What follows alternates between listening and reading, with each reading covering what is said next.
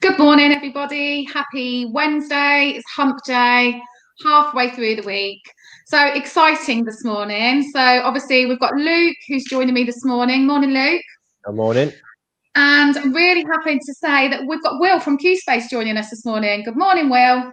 Morning. How are you doing? All right? Yeah, good, thanks.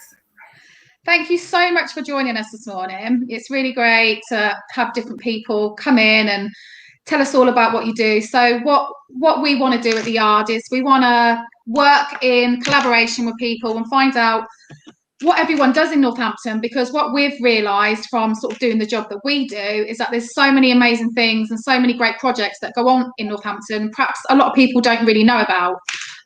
So what we're trying to do in some of these tea and toast sessions is just get to speak to these different projects and different people and let people know what there is out there. So Will has kindly come and joined us this morning. So come on then, Will, tell us all about yourself and Q Space and what you guys get up to. Okay, yeah. So my name's Will. I use the pronouns he and him, and I'm here today on behalf of Q Space. I'm one of their volunteers. So Q Space is an LGBTQ organisation we set up about 3 years ago to offer support to the LGBT community across Northamptonshire.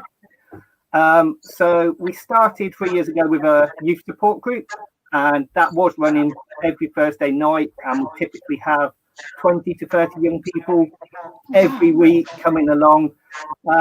And we built that as basically a safe space. So if you're LGBT, you could come along and meet with people like yourself, play games, be silly, talk to leaders if you needed, just basically like any other youth group, apart from the fact that the members were LGBT. And so that's where we started from doing that. Me feeding back. So we kind of realised what was need for other things as well. So we will go into schools and support young people. So some schools around the town aren't particularly great at looking after their LGBT kids and sort of not really respecting some of their rights. So we're going with parents, teachers, support staff ahead of the year to just normally comes down to things like just names, pronouns, what bathroom, especially trans kids can use. Some of that gets so mixed up in sort of like politics, school systems, what actually stopping and looking after a young person gets forgotten about. So we try and do a lot of work, and then from that it's led to then becoming a training organisation. So we were asked to do training for a national youth work organisation. We developed some training for them. They gave us really good feedback with it, and we sort of develop that further. We developed a little device. I'll try and show you these. It doesn't always come up. So we've got little tiny dice like this. Oh yeah. We've got a dice which is all about your gender, a dice which is all about your sexuality, and then into it as well we added 3 other dice which are about disability, ethnicity, and faith. Because like an effect on who we are.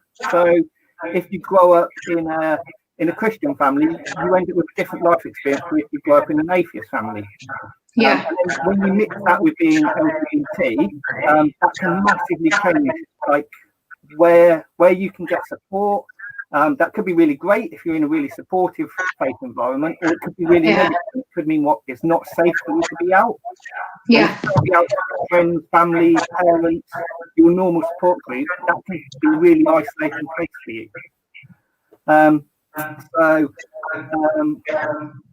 Well, have we still got a bad echo?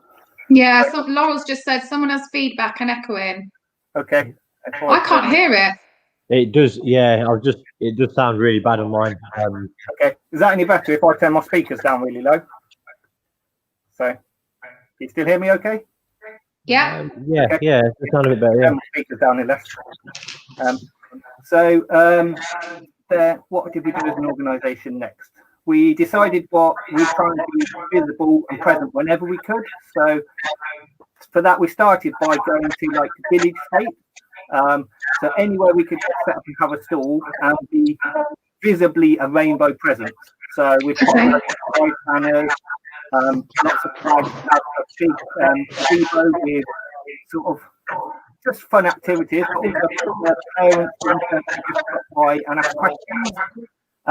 So for the last week, things like Blisworth Festival, Carpole Festival, Obelisk, just the little places where you wouldn't expect to see things, and we've actually had some of the best conversations because, like, a teacher who's not working actually has time to contact you, or one parent can say, "Oh, yeah, my kids come out as trans, and I'm trying to be supportive. What can I do to make sure I get things right?" And then, like, if you're LGBT yourself and you walk down the street and you see a pride flag being flown somewhere where you wouldn't expect it to be, you can see people's faces just like smile, and that sort of been really good. Like, I can imagine. Do this year, obviously, the way things have been, but we will get back to that. We were other little things we did. So we were running an adult dropping group in Hunsbury Library. Again, that's had to close recently. And I've forgotten some big things.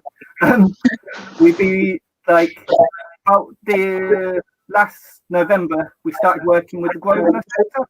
So it was a pop-up shop for coming out. They did just for a weekend. That was November last year. And it worked really, really well. Where we then had a History Month display in February of this year. So we had a shop for a week, and we displayed as much as we could research about Northampton's LGBT history. That sounds brilliant. Northampton's actually had quite a lot of history of places that have been LGBT. Oh, really? Yeah, so, but they just tend not to be spoken about. So, for instance, there used to be a pub above what is now Nando's. Like a gay bar in the 1950s. So, and that's like totally illegal. So it's really hard to try and research anything about it. But it's kind of, it's known what it was there. And it was, I think it was like a pub stroke guest house. But then down Regent Street, there's that round building that for years was an LGBT bar. So there's been various around town. So, and we do have quite a history. See, I would never have known that. So, but we had a week where we built and put up a display, and then just again had a place where people could come and just be. And we found there was such good support from people just being able to walk into a space. There was people for what was just happened to be shocking in the Grosvenor Centre who were like from like Leicester and Birmingham, and they were like, "You have this in a main shopping centre?" Like, they're like, "Wow!" Like, wow. And people were like, so we really hope that's something what we can try and repeat again. Doing this like, so I think we might end up having to be online with that. So we start planning for that. See if we can do a virtual thing. But then we try and raise awareness and do campaigning wherever we can. So this year's been a particularly rubbish year for like LGBT people, probably especially trans people. The government have I don't know why they do what they do. So I think a lot of us feel like that. To make promises and then go back on promises, and so like, I don't know if people are aware, but they promised to reform the Gender Recognition Act. So so that is the process by which somebody who's trans can have their gender legally recognised. Like the process when it first came out in 2004, it was a really, really forward-thinking document policy. Over time, the rest of the world has caught up and progressed, and now the UK's version is actually pretty crude and like invasive and not really fit for purpose. The government did like I think it was about 2-year review, so then put out to consultation for 8 months. they then took all that information and decided all they needed to do was move the process online and lower the fee. So where they promised to make it a lot less invasive, a lot less medical, and a lot simpler to do. So they've just really failed to do their promises, really. That's a real shame. Yeah, it's a real shame because other countries have moved to like simplify the process and make it a lot easier, a lot less expensive, and a lot less. Surely that's the way we should be moving forward with these things by now, shouldn't we? Yeah. At the moment, Scotland's proposing a different system to the rest of the UK, and the Scottish system like cuts down things from like a 2-year wait to a 6 months wait, I think. So we don't really have. It's not even around the country. So, but like when that was all going on, we were trying to help raise some awareness about it and join in some of the national campaigns to try and. That sounds great. I mean, some of the things you're saying that you do just sound amazing. I guess, you know, having that safe space. I mean, let's talk pre-COVID when you had your youth groups and, you know, things like that. Having that space for them to be able to go to and feel comfortable in is just so important, isn't it? So how does it work with you guys then? Do you hire out different areas? Do you have a fixed area? Let's talk pre-COVID, obviously. Yeah. So pre-COVID, we were using Castle Hill United Reformed Church. Yeah. So when we were looking for a venue, our first thing was it needed to be walking distance from the bus station. Because if you're not out, then you need to be able to get to somewhere. So we said if it's town centre, then you're walking distance from one bus rather than 2 or 3 buses. And it also has to be accessible. And we're fairly actually in town which are accessible. It's like half the space is on the ground floor, but we actually went to space on the first floor. But it has a lift where so many venues in town don't have a lift on the one floor. So it does mean we have to rent space where there are various spaces around town we could have got for free, but we decided if they weren't accessible, then that wasn't fair because if you have got any physical difficulty, then you can really easily become double isolated and find there's nowhere what you can access. That's just not fair. No, of course it's not. No, absolutely. So since we at the start of COVID, we moved all our online, and I don't know what like, but so are they still taking place online at the minute? Do you get many people join in, or have you found there's been a bit of a decline because people aren't as comfortable with this sort of forum that, you know, how we're all having to work now on Zoom and Skype? And so to start with, for probably the first about 2 months or so, we had really good engagement online with young people, and then it slowly dropped off to the point where like next to there'd be like one young person turn up, and it'd be like which was still good for that young person, but it's a lot of effort to put together something for one young person. Absolutely. We actually moved to doing things physically, but we moved to doing group outside. So we got some funding to buy some large gazebos and set up like a little village in the park. And we've been holding them about once a month. So our last one was on Saturday, which is it's loads of work to set up a few gazebos and then I can imagine plastic and then carpet and cushions. So, and about 2 hours is about as much as you can manage outside because it just gets too cold. Too cold, and it's been too wet as well, hasn't it? The weather's not great.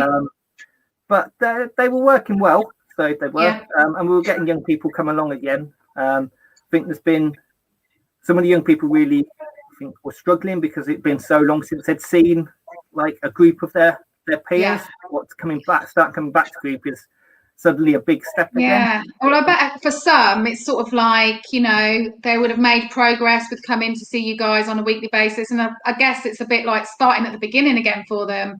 Yeah. I think one of the things that COVID has done to all walks of life, to all of us, is really made us go a little bit insular from having that whole lockdown. And then a lot of people have been quite wary about coming back out. And it's a bit of a stop-start situation we're all in at the moment, isn't it?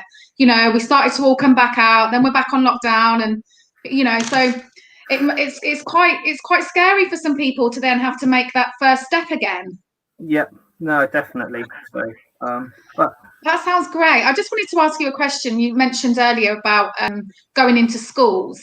I just wondered, is that something that schools approach you about, or is that something that a young person would say, could you come and help me at the school? How does, you know, I'm just interested because I've never heard of anyone going in and talking about like LGBTQ at schools. I've not heard of that. So I'm just really interested to see how that works. So most of the time it's come about from young people telling us that my school doesn't really respect me for being LGBT, and like letting us know there's like one really good teacher, so we can like approach that teacher and say, is this something we can come and do an assembly with you, or is this something we can come and do some training for you, or can we just come and have a meeting with you about an individual student and see what we can do to improve their lives.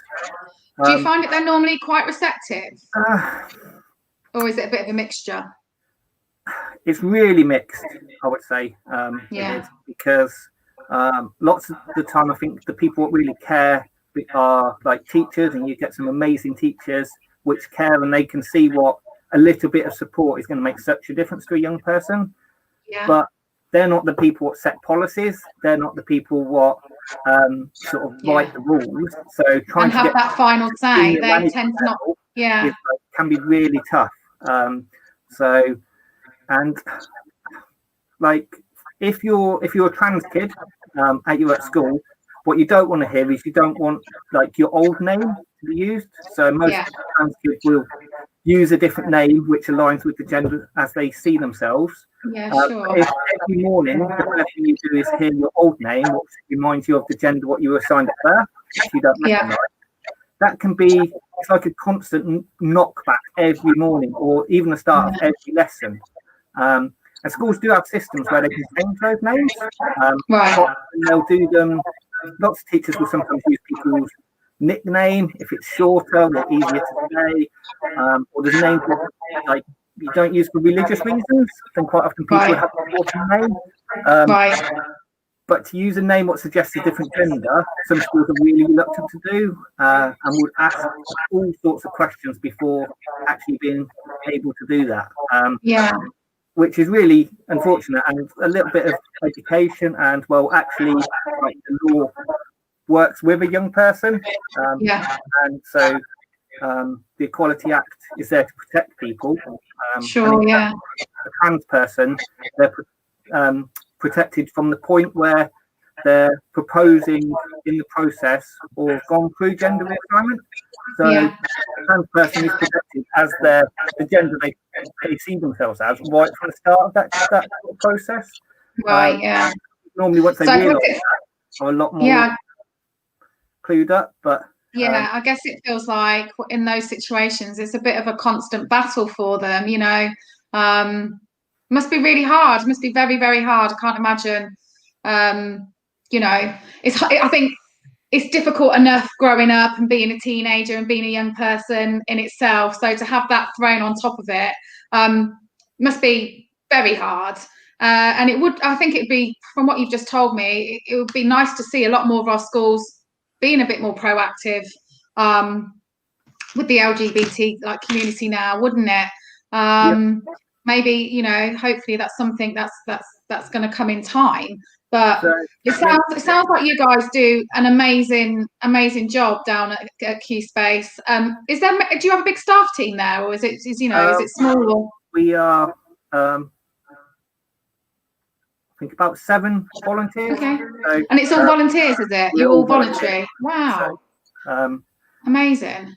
So if we had a young person watching today who like wanted to get in touch with you guys and listen to what you've told us this morning and thinks, gosh, you know, that really sounds like something I would benefit from or would like to get involved with, what's the best way for people to speak to you or get in touch with you? Wait a second. So, sorry, am I putting you on the spot? The camera, that's all right. It's too shiny, isn't it? Yeah, okay. Well, what I can do is I can put in the comments at the end. So is it have you got a Facebook page? So we're on most social media. We're QSpace Northants. We are. I'm going to stick this in the comments now as you tell me, so people can. QSpace Northants. Yeah. Or our email is qspacenorthampton@gmail.com. QSpace Northampton at what? Sorry. gmail.com. At gmail.com. Or we're 07504. Sorry, 1 second. 07 504 504 508 508 325. 325. There we go. That just gives people, because a lot of people don't watch it live and they'll watch it back later, and at least then people can refer back to, you know, if they can get in touch with you guys or if they feel like, you know, they're interested in what you've been telling us about. But yeah, it sounds amazing what you're doing. What we've been doing. So since COVID, we decided, because like people can't meet us, they can't see us, and they're probably missing their friends, we started making wellbeing packs. Okay. So just a pack of like rainbow, loosely themed, like colouring quizzes, little craft activities, sometimes little gifts, like a little flag or a little pen, and we've been putting them out about approximately once a month. So, lovely! That sounds really nice. And most months we're posting between sort of 80 to 90 packs. Wow! Hamptonshire. That's amazing.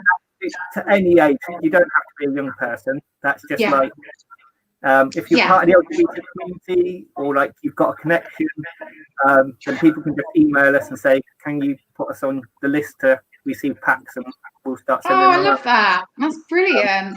And I guess, you know, during these times, it's things like that that really make a difference to people, isn't it? Just receiving that. So we've had some really good feedback from people. So like one person was just like the other day, they were like, "Oh, it's like having a little birthday gift and it's not even your birthday." Like just trying to raise like little moments of happiness when in these tough times. So it is, and it's hard. It's been hard, as it's like I was saying earlier. I think we've all, during this pandemic, which, you know, we're nowhere near out of yet, is finding different ways to do things, isn't it? And maybe being a bit more, you know, inventive than what we were before. And I think, I'm just going slightly off topic here, but I just think if one thing this pandemic has taught us all is that different ways of doing things, it's not just the standard how we used to. And like you say, with your wellbeing packs, I bet that's really brightened so many people's day, just receiving that in the post, because a lot of the time these days all you get in the post is bills, and you know, to receive something nice must be really, really great. But it just sounds like it's been so lovely talking to you this morning, Will. Thank you so much for joining us. It's been really good to hear about QSpace, and maybe I really hope in the new year, once we're out of COVID, we'd love you to come down to the yard, and when we can start having people in, and perhaps we might be able to signpost people to you, and perhaps we'll do another one of these sessions in the new year at some point when we're allowed, but in the flesh. I just thank you for joining us this morning. Okay, so good. Thank you for all you do as well. So no, thank you. Right, guys, so that is our tea and toast session this morning. Thank you everyone that's joined us. Sorry if the sound's been a bit dodgy today. I've had microphone problems all morning, so we'll try and get that fixed in time for tomorrow. Have a great day. Through the week, a couple more days, and we're almost there, guys, and Christmas is just around the corner. So have a great day. Happy Christmas, Will. Thank you for joining us. Thank you very much. Okay. See you later. Bye, Luke. See you later, Will.